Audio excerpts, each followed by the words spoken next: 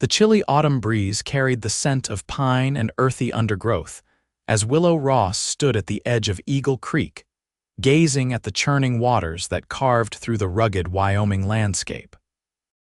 It was 1876, and the untamed territory still felt like the edge of civilization, exactly where the 20-year-old had hoped to escape to after leaving behind the stifling confines of Boston society. Just a little closer, she whispered to herself, sketchbook clutched tightly in one hand as she inched forward on the slippery rocks. The waterfall ahead created a perfect scene for her landscape drawing, with the late afternoon sun casting golden light across the rippling surface. One more step. That was all it took. The rock beneath her boot gave way without warning. Willow's arms flailed wildly as she tried to regain her balance, but momentum had already claimed her. Her scream echoed through the canyon as she plunged into the rushing water. The shock of cold stole her breath instantly. Her heavy skirts waterlogged in seconds, dragging her down as the current seized her like a predator claiming its prey. Willow gasped, swallowing water as the river pulled her under, then tossed her back to the surface with cruel indifference. "Help!" She managed to cry out, though she knew it was futile. She had wandered far from town, seeking solitude for her art. Now that solitude might be her undoing. Tucker Prescott heard the scream even over the pounding hooves of his Palomino stallion. He reined in hard, causing Sundance to rear slightly as they halted on the ridge overlooking Eagle Creek. His keen eyes scanned the water until he spotted a flash of burgundy fabric and pale skin tumbling in the rapids. "Hell's bells," he muttered, immediately dismounting and shedding his duster and gun belt. There wasn't time to think. The woman in the water was being carried toward the larger falls downstream, a 30-foot drop onto jagged rocks. Tucker sprinted along the riverbank, calculating his intercept point. At 25, he'd spent most of his life in these mountains, working cattle and occasionally guiding wealthy Easterners on hunting expeditions. He knew these waters and their dangers better than most. Without hesitation, he launched himself from a jutting boulder, his body slicing into the frigid current. The cold hit him like a physical blow, but he powered through it, his strong arms cutting through the churning water as he swam toward the flailing woman. Willow was losing strength rapidly. Her fingers had gone numb, her sodden dress weighing her down like an anchor. Each time she managed to surface, she caught only the briefest gasp of air before being dragged under again. Spots danced before her eyes as her lungs burned for oxygen.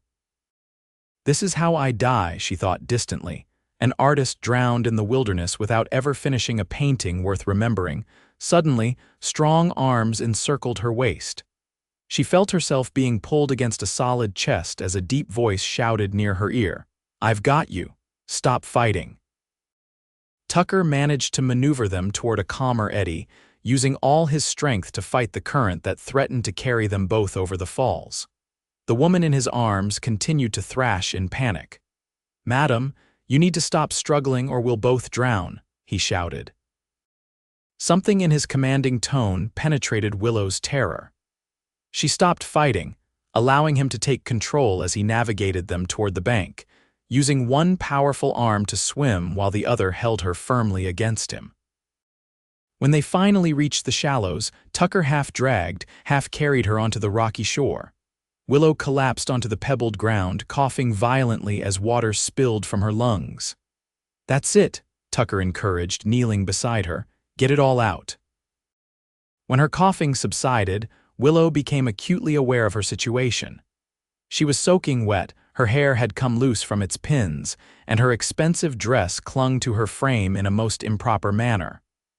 Worse still, she couldn't stop shaking, whether from cold or shock she couldn't tell. "You're all right now," the stranger said, his voice gentler as he shrugged out of his wet shirt and draped it around her shoulders. "Just breathe." Willow looked up at her rescuer for the first time. He was tall and broad-shouldered, with sun-bronzed skin that spoke of years outdoors. Dark hair fell in wet strands across his forehead, and his eyes, a startling shade of green, studied her with concern. "Thank you," she managed through chattering teeth, I would have drowned. No doubt about that, he agreed bluntly. Creeks running high with the autumn rains. What were you doing out here alone? Willow felt a pang of loss as she realized her sketchbook was long gone, carried away by the current. I was drawing the landscape. Tucker nodded as if this made perfect sense, though his expression suggested he thought her foolish. Can you stand? We need to get you warm before the chill sets in your bones. He helped her to her feet, but her legs buckled immediately. Without comment, Tucker swept her into his arms as if she weighed nothing at all. My horse is up on the ridge, he explained. I'll build a fire, get you dried out, then take you back to town. Willow knew she should protest being alone with a strange man was scandalous, but survival outweighed propriety. Besides, the shaking was getting worse, her entire body trembling uncontrollably. Tucker carried her to a small clearing sheltered by pines. He whistled sharply, and moments later, a magnificent palomino came trotting into view, reins trailing. Good boy, Sundance, Tucker murmured, carefully setting Willow down on a fallen log. Stay put, he instructed her firmly. I'll have a fire going in 2 minutes. True to his word, Tucker had flames crackling in almost no time, using dry kindling from beneath the dense pines and a flint from his saddlebag. He then retrieved a wool blanket and handed it to her. You need to get out of those wet clothes, he said matter-of-factly, turning his back to give her privacy. Wrap yourself in the blanket, I won't look. Willow hesitated only briefly before fumbling with the sodden fastenings of her dress. Her fingers were still numb, making the task nearly impossible.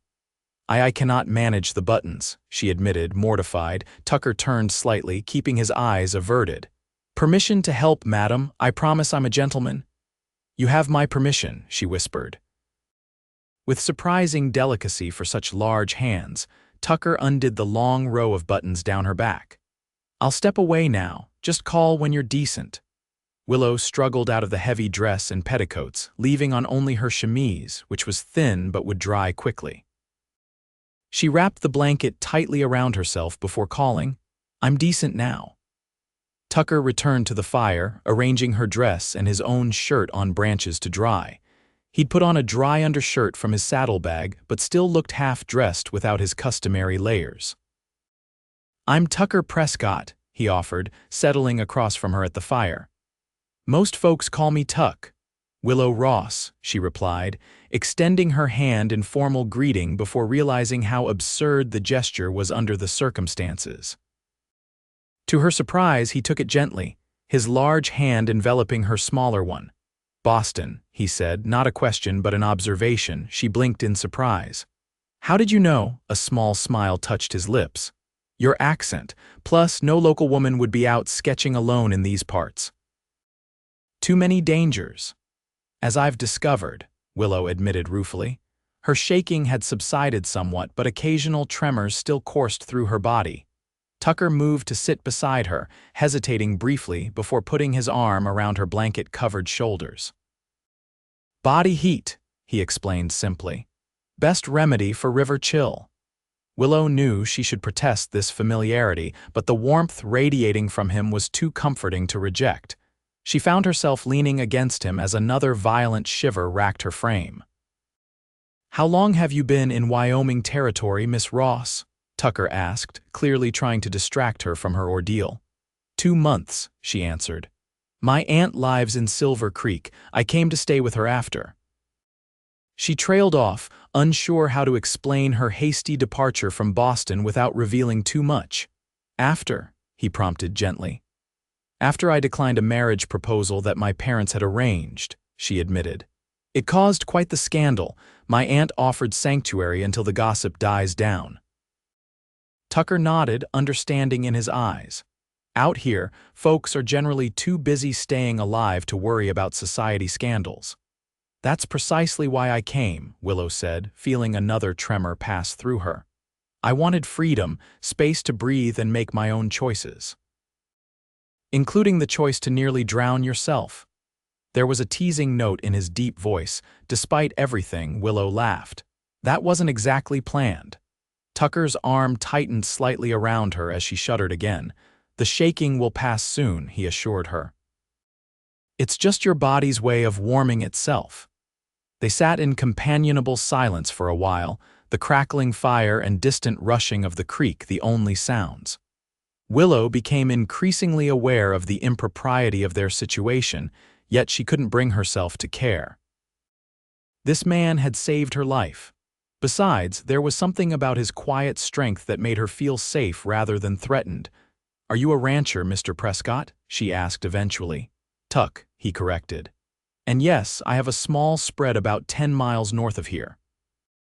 Nothing fancy, 40 head of cattle, a few horses, enough to keep me busy." "You live alone," he nodded. "Just me and Sundance plus an old dog named Buck who's too lazy to join me on rides anymore." Tucker glanced down at her. "What about you? Besides sketching landscapes that nearly kill you, what brings Willow Ross joy?" The question, so direct and genuine, caught her off guard. In Boston, conversations were carefully orchestrated dances of propriety and hidden meanings. Tucker Prescott spoke plainly as if the truth were the only language worth speaking. "Art," she answered honestly. "Drawing, painting, capturing beauty that others might miss." She sighed. "My sketchbook is gone now, though." "I'll find you another," Tucker said simply, as if it were already decided. "Silver Creek has a general store, not much selection, but they'll have something you can draw in." "You don't need to do that," Willow protested. "I know." His eyes met hers, and something in their depths made her heart flutter in a way that had nothing to do with her recent brush with death. "But I'm going to anyway." Another tremor passed through her, milder this time. "You're warming up," Tucker observed. "That's good. We should be able to head back to town soon. Your aunt must be worried." "Aunt Josephine doesn't expect me until supper," Willow said. "She encourages my artistic wanderings, as she calls them, though perhaps after today she'll be less enthusiastic." Tucker chuckled, the sound rumbling through his chest. "Maybe just wander with a companion next time. Are you volunteering, Mr. Prescott?" The words were out before Willow could consider their impropriety. Instead of being scandalized, Tucker smiled a genuine smile that transformed his rugged features and crinkled the corners of his eyes. "I might be, Miss Ross. I know every inch of this territory. Could show you places that would fill 100 sketchbooks." The offer hung between them, charged with possibilities that Willow hadn't considered when she'd set out that morning. She had come west to escape the constraints of society, to find herself. She hadn't expected to find someone else along the way. "I would like that," she said softly. Tucker's expression grew serious again. "Your clothes should be dry enough to travel soon. The ride to Silver Creek will take about an hour. You can ride with me on Sundance." Willow nodded, suddenly shy at the thought of being pressed against him for the journey to town. "Thank you." "For everything?" "No need for thanks," Tucker replied. "Anyone would have done the same." "No," Willow said with certainty. "Not anyone would have risked their life for a stranger. You're a good man, Tucker Prescott." Something flashed in his eyes, a hint of darkness, quickly masked. "You don't know me well enough to make that judgment, Miss Ross." "I know enough," she insisted. "You jumped into dangerous waters to save me without hesitation. That speaks to character." Tucker stood abruptly, moving to check her dress by the fire.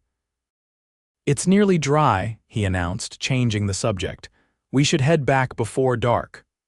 Willow sensed she had touched upon something he preferred not to discuss, so she didn't press. Instead, she accepted her dress with murmured thanks and waited for him to turn his back before slipping it on beneath the blanket. "I need help with the buttons again," she admitted once the dress was in place. Tucker approached, his fingers working efficiently up her spine. Willow was acutely aware of his breath against her neck, the gentle brush of his knuckles against her back through the fabric. "There," he said, his voice slightly rougher than before. "Ready to ride." Tucker efficiently doused the fire, gathered his belongings, and helped Willow mount Sundance before swinging up behind her. His arms came around her to hold the reins, creating a secure circle that made her feel unexpectedly protected. As they set off toward Silver Creek, Willow found herself leaning back against his solid chest, Her shaking finally subsided, but her world irrevocably changed. She had come west seeking freedom and instead had found herself rescued in more ways than one by a quiet cowboy with secrets in his eyes. The ride to Silver Creek took longer than Tucker had estimated. The terrain was rough, and he kept Sundance to a steady walk to avoid jostling Willow unnecessarily. She remained nestled against him, occasionally pointing out views she would have liked to sketch. "There's a blue heron that nests near that bend in the creek," Tucker told her as they followed a gentler section of the waterway. "If you come at dawn, you might catch him fishing." "Perhaps you could show me sometime," Willow suggested, then quickly added, with a proper chaperone, of course. Tucker's soft laugh warmed her ear. "Does your aunt count as proper?" "Aunt Josephine is decidedly improper by Boston standards," Willow admitted with a smile. "It's why I adore her. She came west 20 years ago after her husband died, scandalizing the entire family. She owns the millinery shop in town." "Ah, so that's your connection to Josephine Bennett," Tucker said with recognition. "Everyone knows Miss Josie, best hat maker in 3 territories and not shy about speaking her mind," Willow laughed. "That's a diplomatic description." "She'll be grateful to you for saving her troublesome niece." The town of Silver Creek came into view as they crested a hill, a collection of wooden buildings straddling the creek that gave the settlement its name. A church steeple rose above the other structures, and smoke curled from chimneys as residents prepared evening meals. "Where does your aunt live?" Tucker asked as they rode down the main street. Several townspeople looked up with interest at the sight of Willow riding double with the reclusive rancher. "Above her shop," Willow directed. "The blue building with the hat painted on the sign." Tucker guided Sundance to the millinery shop and dismounted before helping Willow down. Her legs felt wobbly after the long ride, and his hands lingered at her waist to steady her. "Willow Ross, what on earth happened to you?" Josephine Bennett came bustling out of her shop. A tall woman in her 50s with silver-streaked auburn hair and a commanding presence despite her slender frame. Her sharp eyes took in Willow's damp, disheveled appearance and Tucker's supportive hands. "I had an accident at Eagle Creek, Aunt Josie," Willow explained. "Mr. Prescott saved my life."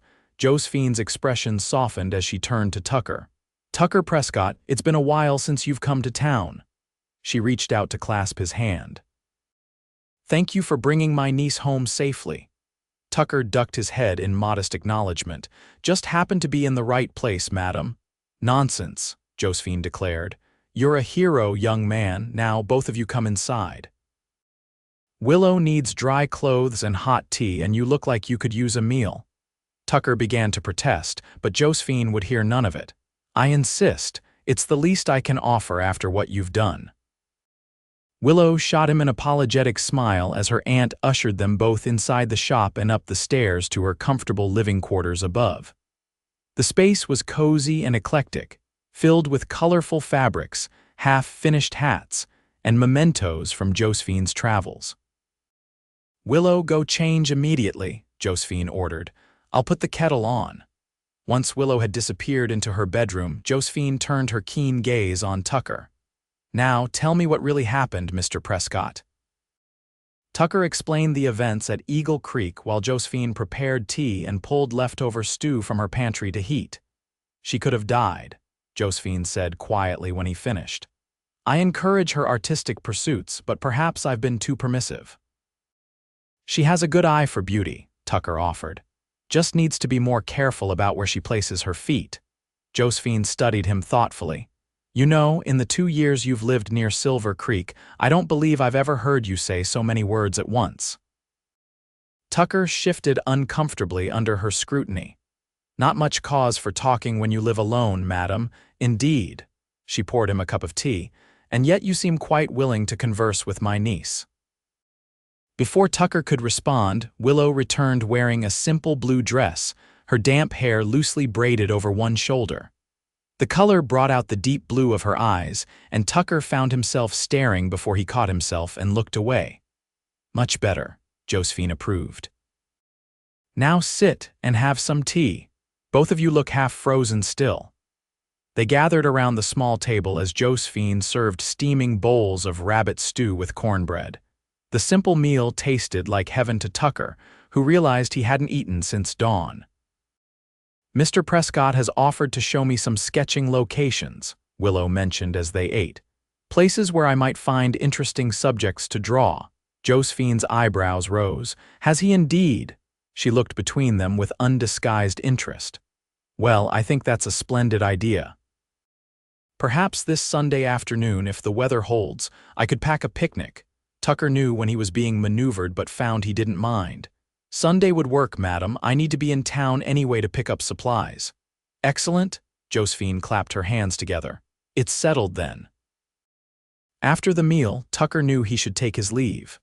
Night had fallen and he had a long ride back to his ranch. Yet he found himself reluctant to go, lingering over the apple pie Josephine produced for dessert. Finally, he stood. "I should head back, got animals to tend to." Willow walked him downstairs to the shop entrance. In the dim light of the oil lamp, her face seemed softer, more vulnerable than it had by the creek. "Thank you again," she said quietly. "I keep thinking about what would have happened if you hadn't come along." "But I did," Tucker replied simply. "No sense dwelling on what didn't happen." Willow hesitated, then reached out to touch his arm lightly. "I'll see you Sunday."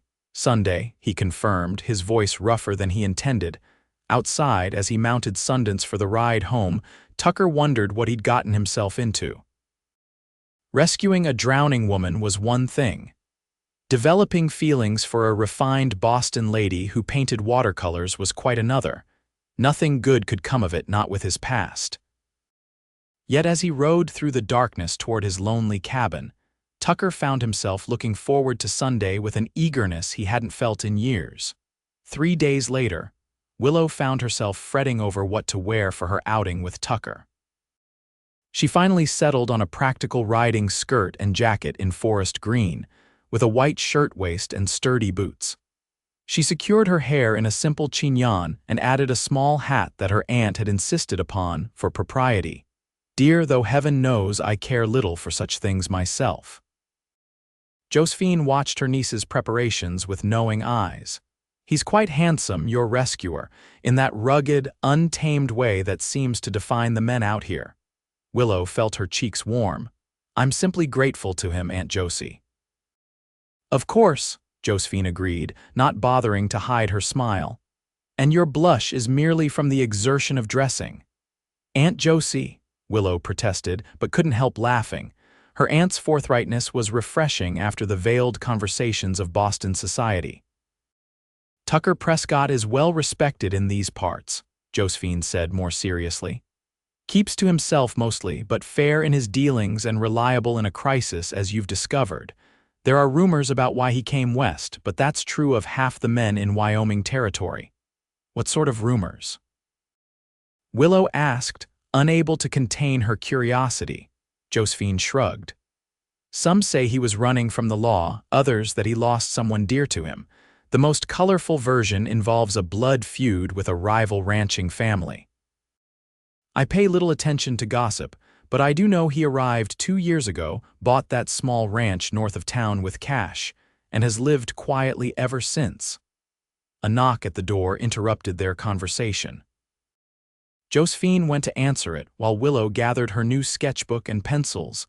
Tucker had indeed left a package for her at the general store the day after her accident, containing drawing supplies of better quality than she would have expected to find in Silver Creek. Tucker stood in the doorway looking decidedly uncomfortable in his Sunday-best clean denims, a pressed shirt, and a leather vest. He'd trimmed his dark beard and combed his hair, though it still curled stubbornly at his collar. His hat was in his hands, being twisted nervously. "Mr. Prescott," Josephine greeted him warmly. "Right on time. Willow is just gathering her things." Tucker's eyes found Willow immediately as she approached, and something in his gaze made her breath catch. "Miss Ross," he said with a slight nod, "you're looking well." "No lasting effects from your swim, I hope?" "None at all, thanks to you," she replied, clutching her sketchbook to her chest. Josephine handed Tucker a wicker basket.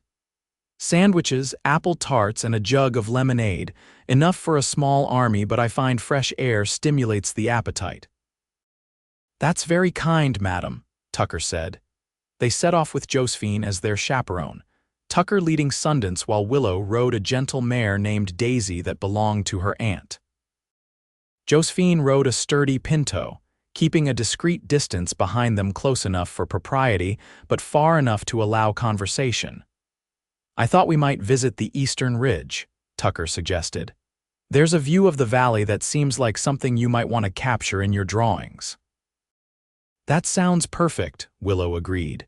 And thank you for the art supplies. They're much finer than I expected to find here. Tucker looked slightly embarrassed. Ordered them from Cheyenne a while back. Meant to try my hand at drawing myself, but never found the time. Figured they'd serve better purpose with you. They rode for nearly an hour, Tucker occasionally pointing out landmarks or sharing stories about the territory. Willow found herself captivated not just by the landscape, but by the man beside her.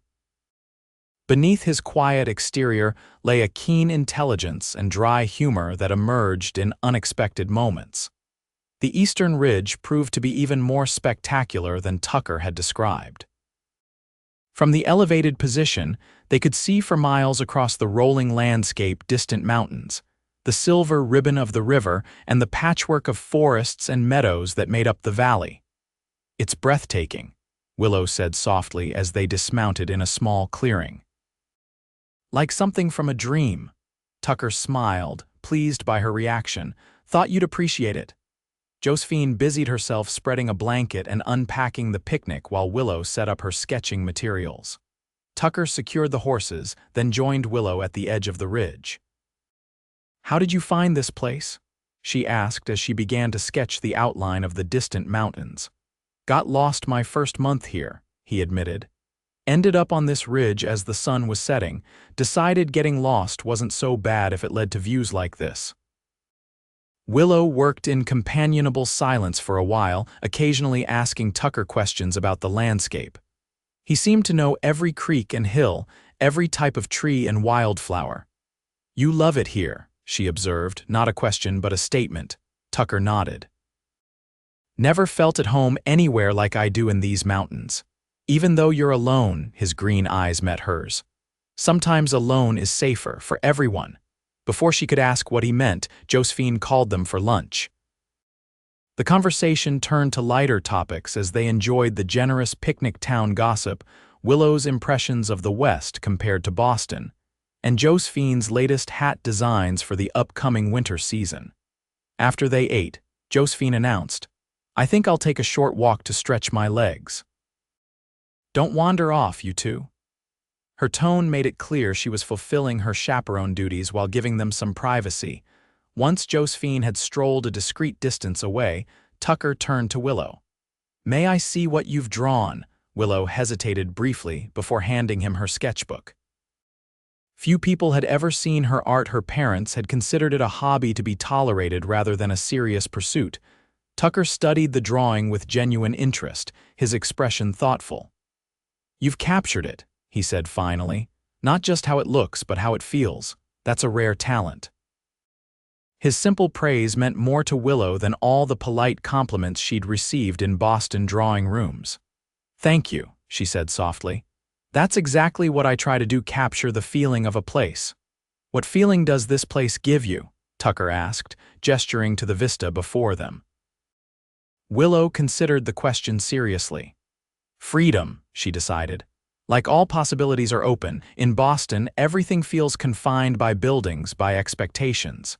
Here there's space to breathe, to become whoever you want to be. Tucker nodded slowly. That's why most of us came west. For a fresh start.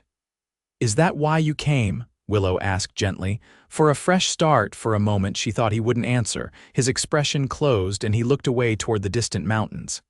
Yes, he said finally. Though some things follow you no matter how far you run. Willow sensed the weight behind his words but didn't press further. Instead, she reached out impulsively and placed her hand over his where it rested on the blanket. I'm glad your journey brought you to that creek 3 days ago. Tucker looked down at their hands, then back to her face. Something shifted in his eyes, a softening, a decision made. "So am I," he said quietly. The moment stretched between them, full of unspoken possibilities. Then Josephine's voice broke the spell as she called from nearby, "Such a lovely view. Are you ready to show us another of your secret places, Mr. Prescott?" Tucker cleared his throat and stood, offering Willow his hand. "There's a small waterfall about 20 minutes from here. Much safer than Eagle Creek," he added with a hint of a smile. As he helped her to her feet, his hand lingered in hers a moment longer than necessary. Willow felt the contact like a current running through her veins, as powerful as the river that had nearly claimed her, but infinitely more welcome. The weeks that followed established a pattern that became the highlight of Willow's days. Every Sunday, Tucker would arrive at Josephine's shop, and the three of them would ride to various locations across the countryside. Josephine maintained her role as chaperone, though she often became conveniently absorbed in her own pursuits, allowing Willow and Tucker time to talk.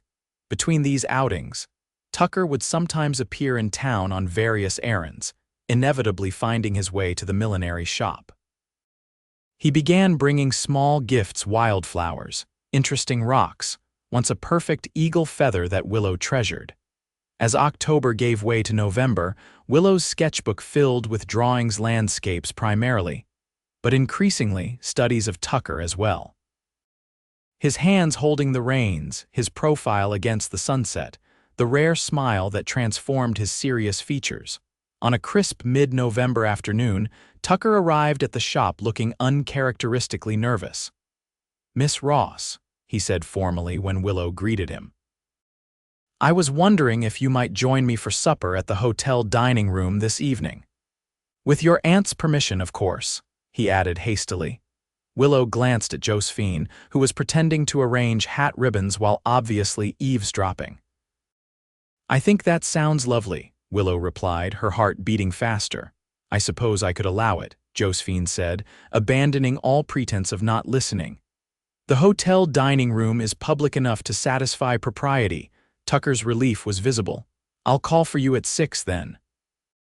That evening, dressed in her best blue silk dinner dress, one of the few formal gowns she'd brought from Boston, Willow found herself seated across from Tucker in the small but respectable dining room of the Silver Creek Hotel.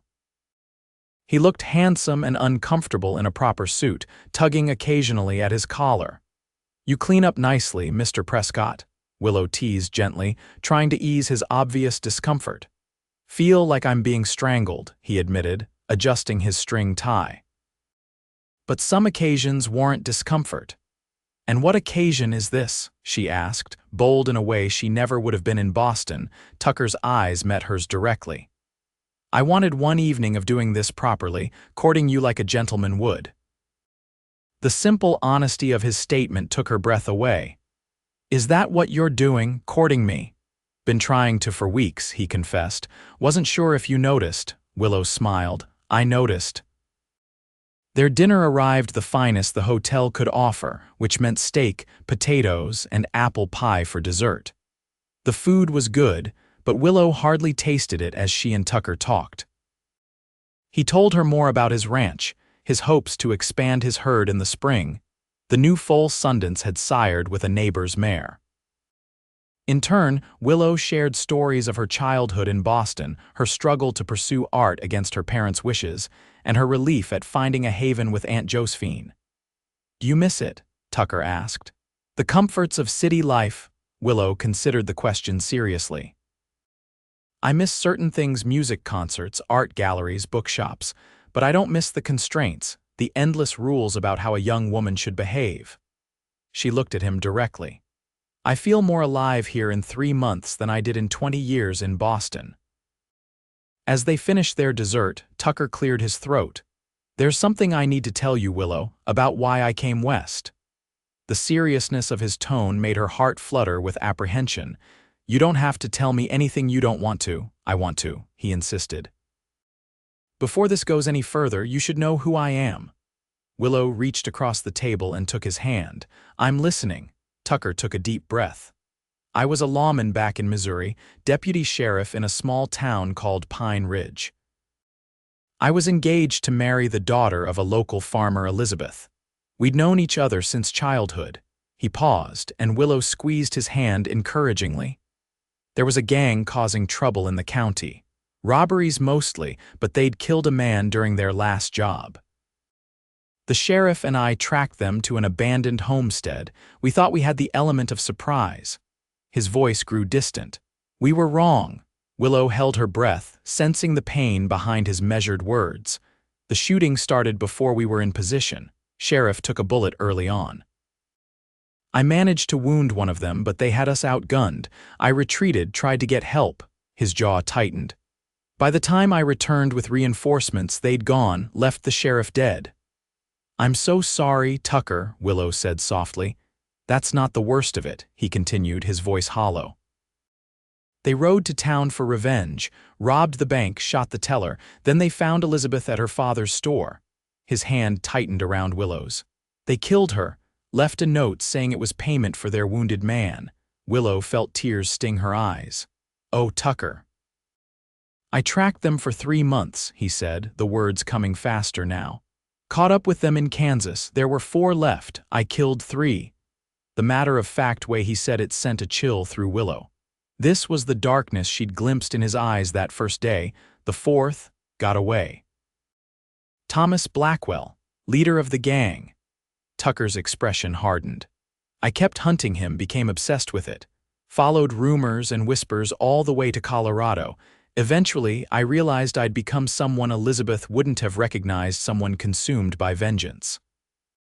"So you stopped," Willow surmised. Tucker nodded slowly. "Turned in my badge, headed north to Wyoming, bought the ranch, tried to build something peaceful." His eyes met hers, vulnerable and uncertain. "That's who you've been spending time with, Willow, a man with blood on his hands." "A man who failed to protect the woman he'd promised to marry." Willow sat quietly, absorbing his story. She understood now his solitude, his reluctance to form attachments, the shadows that sometimes crossed his face. "Thank you for telling me," she said finally. "It can't have been easy." Tucker looked at her with surprise. "That's all you have to say?" "What happened was tragic, Tucker. Devastating. But your response, seeking justice for Elizabeth and then recognizing when vengeance was consuming you, those were the actions of an honorable man." She squeezed his hand. "You didn't fail her. You were ambushed by evil men who made their choices. The blame lies with them, not you." Tucker stared at her, and Willow saw something in his eyes she hadn't seen before: hope, breaking through grief like sunrise after a long night. "Most people would run the other direction," he said softly. "I'm not most people," Willow replied, "and I'm not running anywhere." After dinner, Tucker walked Willow back to her aunt's shop, their conversation lighter but charged with new understanding. At the door, he hesitated. "May I call on you again?" he asked formally. Willow smiled. "I would be disappointed if you didn't." Tucker stepped closer, his eyes asking permission. When Willow didn't move away, he gently cupped her cheek in his hand and leaned down to brush his lips against hers, a kiss so tender it made her heart ache. "Good night, Willow Ross," he whispered. "Good night, Tucker Prescott," she replied, already looking forward to tomorrow. Winter descended on Silver Creek with a vengeance in early December. Heavy snow blanketed the town and surrounding countryside, making travel difficult but creating a pristine landscape that Willow captured in a series of watercolors. Tucker's visits became less frequent as weather and ranch responsibilities kept him occupied, but he made the journey to town whenever possible. By Christmas, it was common knowledge throughout Silver Creek that Tucker Prescott was courting Willow Ross, the Boston artist who'd become Josephine Bennett's permanent houseguest. On Christmas Eve, the town gathered for a celebration at the small church. Pine boughs and red ribbons decorated the simple wooden interior, and candles cast a warm glow over the festivities. Willow wore her best dress, dark green velvet, that her aunt had altered to suit the latest fashion, and waited nervously for Tucker to arrive. The snow had been falling steadily all day, and she feared he might not make it from his ranch. Just as the Christmas service was about to begin, the church door opened, bringing a swirl of snowflakes and Tucker Prescott, his dark hair dusted white, his cheeks ruddy from cold. He slipped into the pew beside her, whispering, "Sorry I'm late. Trail was nearly impassable." "You shouldn't have risked it," Willow chided, even as her heart swelled at the sight of him.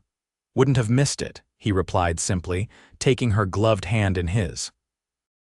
After the service, the congregation moved to the town hall for a Christmas supper and dance. Tables groaned under the weight of roast turkeys, hams, pies, and cakes contributed by the townspeople. A small band played fiddle and guitar while children darted between the adults, giddy with excitement. Tucker and Willow found a quiet corner to exchange gifts. Willow had painted a small watercolor of Sundance standing in a meadow of wildflowers, capturing the Palomino's proud bearing and intelligent eyes. "This is." Tucker seemed at a loss for words as he studied the painting. "You've made him look exactly as I see him. Thank you." "I'm glad you like it," Willow said, pleased by his reaction. Tucker reached into his pocket and withdrew a small package wrapped in brown paper. "My gift isn't nearly as impressive." Willow unwrapped it carefully to reveal a wooden box, beautifully carved with a pattern of mountain flowers. Inside, nestled on a bed of soft cloth, lay a pendant, a small, perfect piece of polished blue stone set in silver. "It's labradorite," Tucker explained. "Found it in the creek last summer. Reminded me of your eyes. Had the silversmith in Cheyenne set it when I was there last month." Willow lifted the pendant, watching how it caught the light. "It's beautiful, Tucker." "Will you wear it?" he asked, suddenly uncertain. In answer, Willow turned and lifted her hair. Tucker carefully fastened the chain around her neck, his fingers warm against her skin. When she turned back to face him, the pendant rested just below her collarbone, the blue stone a perfect match for her eyes. "Dance with me," Tucker asked, offering his hand as the band began a waltz. They moved onto the dance floor, Tucker leading with surprising grace for a man more at home in a saddle than a ballroom. As they danced, Willow was aware of curious glances from the townspeople. The reclusive rancher and the Eastern lady had become objects of friendly speculation. "Everyone's watching us," she murmured. "Let them," Tucker replied, his eyes never leaving her face. "I'm only seeing you." Later, as they stood outside the town hall saying good night, snowflakes drifting around them, Tucker took both her hands in his. "I've been thinking," he said, his voice low. "The winter's going to be harsh. Trail between my ranch and town could be impassable for weeks at a time." "I know," Willow said, trying to hide her disappointment at the prospect of not seeing him. "Got two choices as I see it," Tucker continued. "Either I stay in town until spring or—" He hesitated. "Or," Willow prompted. Tucker took a deep breath. "Or you could marry me, come live at the ranch as my wife." Willow's heart seemed to stop, then race forward. "Tucker, are you proposing?" "Doing a poor job of it," he admitted with a rueful smile. "Should be down on one knee with a proper speech prepared." "No," Willow said quickly. "This is perfect, just as it is." Hope lit his eyes. "Is that a yes?" "It's a yes," she confirmed, her smile radiant. "Though my aunt will insist on a proper wedding." Tucker pulled her into his arms, heedless of the potential scandal of such a public embrace. "She can have whatever kind of wedding she wants as long as you're my wife at the end of it." Their kiss, witnessed by several departing partygoers who promptly spread the news, sealed the engagement that became the talk of Silver Creek's Christmas celebrations. Josephine, unsurprised and thoroughly approving, immediately began planning a wedding for New Year's Day. "No sense in waiting," she declared. "Not at my age. I want to see my niece settled before another year passes." The week between Christmas and New Year's passed in a whirlwind of preparations. Josephine transformed her best white silk into a wedding dress for Willow, while Tucker rode to Cheyenne through treacherous weather to obtain a wedding ring. On New Year's morning, 1877, the church in Silver Creek was filled with townspeople eager to witness the union of the Boston artist and the quiet rancher who had become an unexpected love story in their midst. Willow wore her aunt's creation, a simple but elegant gown with lace at the collar and cuffs, and carried a bouquet of pine boughs and red berries, the only flowers available in winter. Her blue pendant rested at her throat, matching the ribbons in her hair. Tucker waited at the altar in a new suit, looking both terrified and elated. When Willow appeared at the back of the church, his face transformed with such naked adoration that several women in the congregation dabbed at their eyes. The ceremony was brief, but heartfelt. Tucker's voice was steady as he promised to love, honor, and cherish Willow for all his days. Willow's voice trembled slightly as she made the same vows, overwhelmed by the journey that had brought her from a near drowning to this moment of profound joy. "I now pronounce you man and wife," the Reverend declared. "You may kiss your bride." Tucker lifted Willow's veil and kissed her with gentle reverence that quickly deepened into something more passionate than was strictly proper for a church ceremony. Several throats were cleared before they remembered themselves and separated, blushing. The celebration afterward at the town hall lasted well into the evening, with dancing, feasting, and many toasts to the happiness of the newlyweds. As night fell, Tucker led Willow to a waiting sleigh that would carry them through the snow to his ranch, their home now. Bundled under fur blankets against the winter cold, they traveled through the silent, snow-covered landscape. Willow nestled against her husband's side, still marveling at the word, husband. How strange and wonderful that nearly drowning in Eagle Creek had led her here. Having second thoughts, Tucker asked quietly, noticing her contemplative mood. Willow shook her head. "Just thinking about how life can change in an instant. If I hadn't slipped on that rock, I would have found you eventually," Tucker said with certainty. "Different creek, different day, but I would have found you." The ranch house came into view, a sturdy log structure with warm light glowing from its windows. Tucker had arranged for his nearest neighbor to come by earlier and light the fires, so the house would be warm for their arrival. As the sleigh drew up to the porch, Tucker set the brake and turned to Willow. "Welcome home, Mrs. Prescott." Then, before she could respond, he scooped her into his arms and carried her across the threshold into their new life together. The interior of the ranch house was simple but comfortable, a large main room with a stone fireplace, a kitchen area with a cast iron stove, and 2 bedrooms off the main living space. Tucker had clearly made efforts to prepare for her arrival. Fresh curtains hung at the windows, a colorful quilt covered the bed in the main bedroom, and a desk by the largest window had been arranged with her art supplies. "It's not what you're used to," Tucker said, suddenly anxious as he watched her take in her new surroundings. Willow turned to him with shining eyes. "It's perfect. It's ours." She moved into his arms, and this time there was no audience, no need for restraint. Their kiss deepened as Tucker lifted her once more, carrying her toward the bedroom where they would begin their life as husband and wife. Spring came late to Wyoming territory in 1877, but when it finally arrived, it transformed the landscape with explosive color. Wildflowers carpeted the meadows surrounding the Prescott ranch, and Willow spent hours capturing their beauty in watercolors that Tucker insisted were good enough to sell. Their first months of marriage had settled into a comfortable rhythm. Tucker worked the ranch, gradually increasing his herd with careful breeding and wise purchases. Willow kept the house, helped with ranch chores, and dedicated time each day to her art. On Sundays, they rode into Silver Creek for church and dinner with Aunt Josephine. By late April, the weather was mild enough for Willow to set up her easel outdoors. She had chosen a spot near the creek that ran through their property.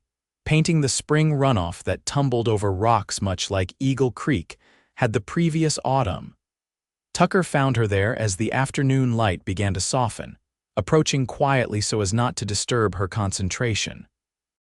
He stood watching her work, admiring the deft strokes of her brush and the peaceful expression on her face. "It's coming along nicely," he commented finally, alerting her to his presence. Willow smiled without looking up from her canvas. "Almost finished. Just need to capture that particular way the light hits the water." Tucker moved to stand behind her, resting his hands lightly on her shoulders. "You've caught it perfectly, can almost hear the water moving." Willow leaned back against him, sighing contentedly. "I love it here. Every day there's something new to see, to capture." "Speaking of new," Tucker said, his tone casual though his hands tightened slightly on her shoulders. "Doc Miller rode out this morning while you were gathering eggs." Willow set down her brush and turned to face him. "Is something wrong?" "Are you ill?" Tucker shook his head, a smile playing at the corners of his mouth. "Not ill, just confirmed what we've been suspecting." For a moment, Willow looked confused. Then understanding dawned and her hand flew to her stomach. "Truly, the doctor is certain." Tucker nodded, his smile breaking free. "Said you're about 3 months along. Baby should arrive by early November." Willow laughed, tears of joy springing to her eyes. "A baby, our baby." Tucker knelt before her, placing his hand gently over hers where it rested on her still flat stomach. "Thank you," he said, his voice rough with emotion. "For what?" Willow asked, cupping his cheek with her free hand. "For falling into that creek," he said seriously. "For letting me hold you until you stopped shaking, for becoming my wife, for carrying our child." His green eyes held hers intently. "For everything, Willow, everything." She leaned forward to kiss him, pouring all her love into the connection. When they parted, she whispered against his lips, "I think I fell in love with you that very day, even as I was shivering in your arms." Tucker stood, drawing her up with him. "Come on. Let's head back to the house before the evening chill sets in. Can't have you catching cold in your condition." As they walked hand in hand toward the ranch house, the setting sun painted the landscape in shades of gold and amber. Willow knew she would try to capture this moment in paint tomorrow, the perfect light, the rolling hills, the sense of possibility stretching before them. But she also knew that some things couldn't be fully captured on canvas: the love she felt for the quiet rancher beside her, the joy of the new life growing within her, the sense of having found her true home not in a place, but in a person. "What are you thinking?" Tucker asked, noticing her thoughtful expression. Willow smiled up at him. "I'm thinking that sometimes life takes unexpected currents, and I'm very glad mine swept me to you." Tucker's arm tightened around her waist as they continued toward home, toward their future together.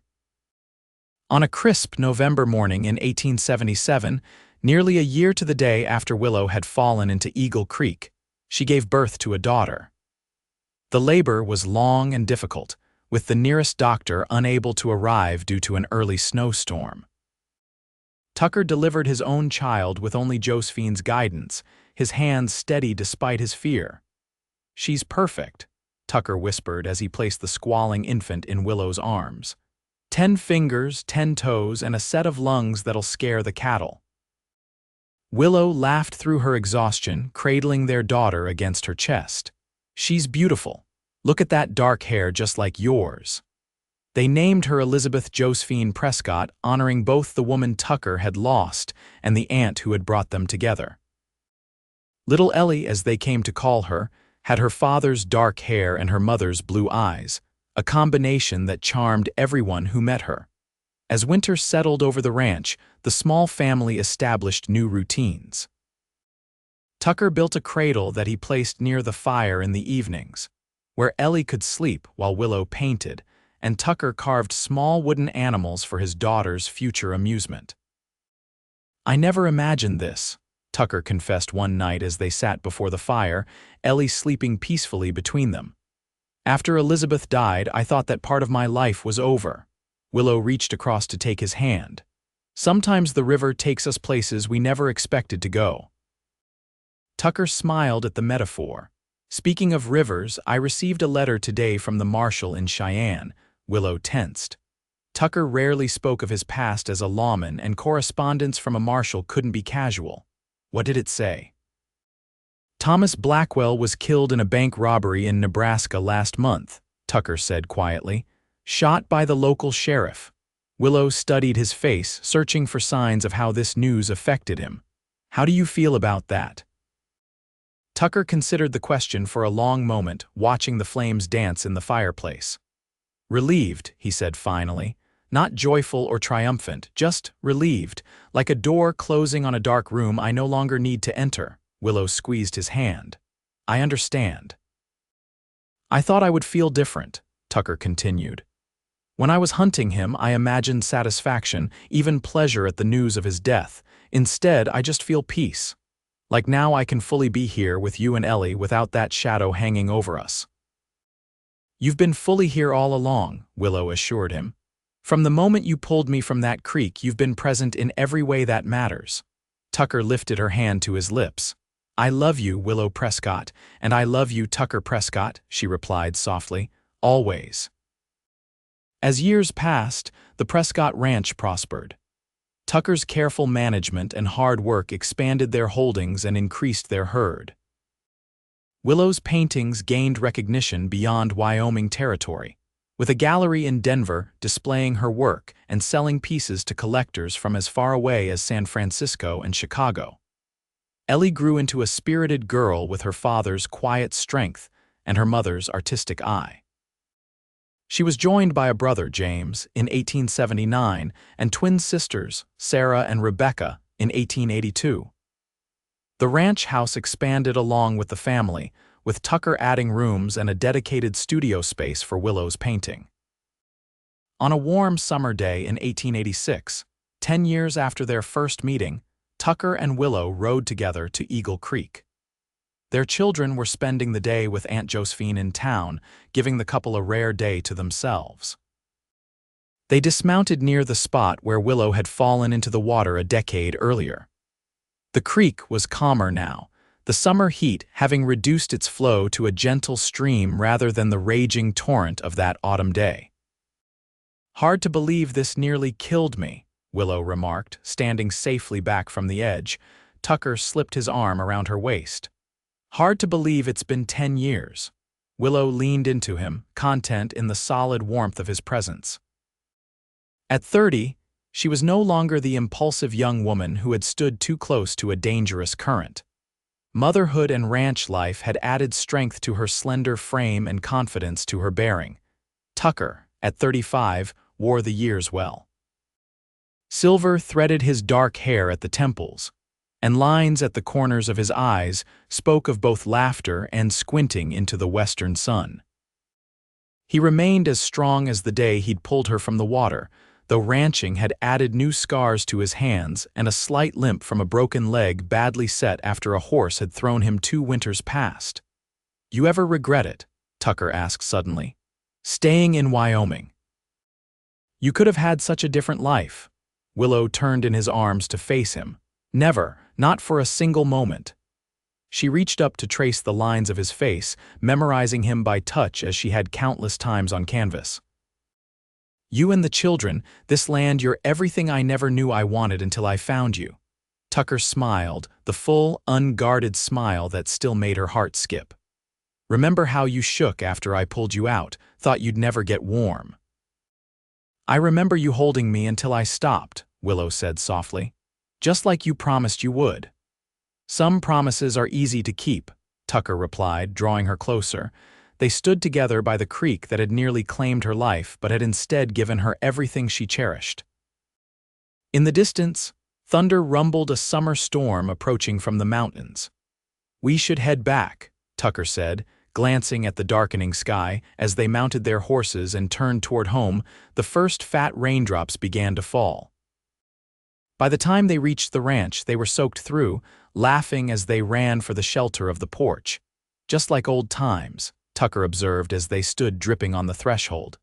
You, me, and too much water, Willow laughed, wringing out her hair. Some things never change. And some things change in all the right ways, Tucker replied, pulling her into his arms for a kiss that held all the passion of their youth and all the deep, abiding love of a decade shared. Inside their home, evidence of their life together surrounded them, children's toys scattered across the floor, Willow's paintings on every wall, the worn furniture that had witnessed countless family meals and quiet evenings. Outside, the storm washed the land clean, preparing it for whatever tomorrow might bring. Tucker built a fire to ward off the chill of their wet clothes, and they sat before it, talking of everyday matters, the children's latest adventures, the upcoming harvest, Josephine's persistent attempts to find a husband despite being perfectly content in her independence. As night fell and the storm passed, they moved to the bedroom they had shared for 10 years. In the soft lamplight, they undressed each other with the familiar intimacy of long married lovers, rediscovering with hands and lips the bodies that had changed with time yet remained beloved territory. Later, as they lay entwined beneath the quilt Josephine had made for their wedding, Willow rested her head on Tucker's chest, listening to the steady beat of his heart. "Do you ever think about how different our lives might have been?" she asked sleepily. "If I hadn't fallen that day, or if you hadn't been riding by," Tucker's arms tightened around her. "Sometimes," he admitted. "But then I think that some things are meant to be, if not that day, then another, if not that creek, then somewhere else." He pressed a kiss to her forehead. "I was always meant to find you, Willow, always meant to hold you until you stopped shaking. And after," she murmured, already drifting toward sleep. "And after," he agreed, his voice a rumble beneath her ear. "For always." Outside their window, the creek that ran through their property gurgled softly, its gentle current a reminder of the unexpected paths that water and life could take. From the children's rooms came the quiet sounds of peaceful sleep. In town, Josephine would be closing her shop, perhaps glancing at the painting that hung on her wall, Willow's rendering of Eagle Creek, the place where everything had begun. Tucker listened to his wife's breathing deepen into sleep, grateful beyond words for the current that had brought her to him and the life they had built together. Whatever tomorrow might bring, whatever joys or sorrows, challenges or triumphs, they would face it as they had faced the past decade, side by side, holding each other steady against the flow. "For always," he whispered again into the darkness, a promise renewed with each passing day. And as he followed Willow into sleep, the current of their lives continued to flow strong and true and enduring, like the rivers that carved the valleys of their beloved Wyoming home.